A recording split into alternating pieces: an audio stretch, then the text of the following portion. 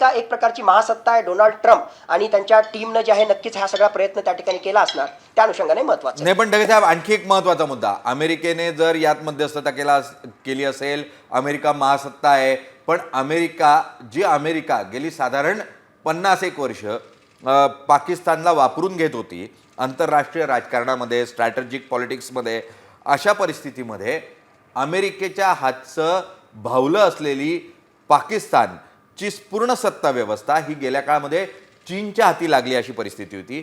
चीन पाकिस्तानला खेळवत होता आणि पाकिस्तानच्या माध्यमातून सार्क देशांमध्ये असो किंवा आशियाई देशांमध्ये असो राजकारण करण्याचा प्रयत्न करत होता. या परिस्थितीमध्ये अमेरिकेचा वर्चस्व पुन्हा एकदा पाकिस्तानवर तयार झाला असं आपण मानू शकतो का?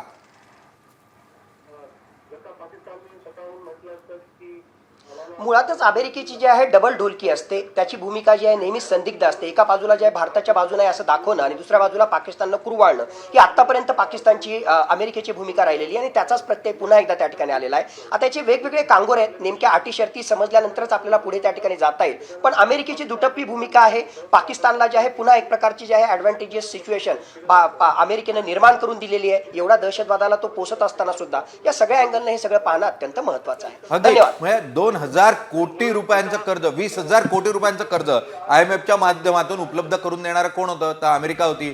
अमेरिकेने पाकिस्तानला कर्ज उपलब्ध 12 मे रोजी दोन्ही DGMO म्हणजे भारत आणि पाकिस्तान यांच्या दोघांच्या अधिकाऱ्यांची चर्चा जी आहे, संरक्षण मंत्रालयाने जी पत्रकार परिषद घेतली आहे त्यामध्ये त्यांनी स्पष्ट केलेलं आहे की भारत आणि पाकिस्तानमधल्या शस्त्रसंधीवर एकमत झालेलं आहे आणि या संदर्भातली येत्या 12 मे रोजी द्विपक्षीय चर्चा जी आहे ती पहिली द्विपक्षीय चर्चा होताना पाहायला मिळेल. ती अधिकारिक पातळीवर होईल. दोन्ही देशांचे राजनीतिक अधिकारी एकत्र येतील आणि ते या शस्त्रसंधीवर चर्चा करतील आणि त्यावेळेला अंतिमतः अटी आणि शर्तींवर स्वाक्षऱ्या होताना आपल्याला पाहायला मिळतील.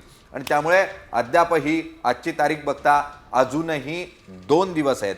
2 दिवसामध्ये कशा स्वरूपाची स्थिती बदलते, पाकिस्तान दिलेला शब्द पाळतं का आणि 12 तारखेला कशा स्वरूपाच्या अटी शर्ती समोर येतात हे अत्यंत महत्त्वपूर्ण असेल. 12 तारखेला चर्चा होईल. आज संध्याकाळपासून शस्त्रसंधी पाकिस्तान आणि भारत यांच्यामध्ये लागू झालेली आहे आणि त्यामुळे शांतता आता सीमावर्ती भागामध्ये असेल. अनेक निष्पाप अशा लोकांना प्राण गमवावा लागला होता काश्मीर भागामध्ये, भारताच्या काश्मीरमध्ये, आणि जो पाकिस्तान नियंत्रित काश्मीर आहे त्याही भागामध्ये अनेकांना आपले जीव गमवावे लागले होते आणि त्यामुळे शस्त्रसंधीचं निश्चितपणे स्वागत. मात्र दहशतवादाचं काय हा प्रश्न काय?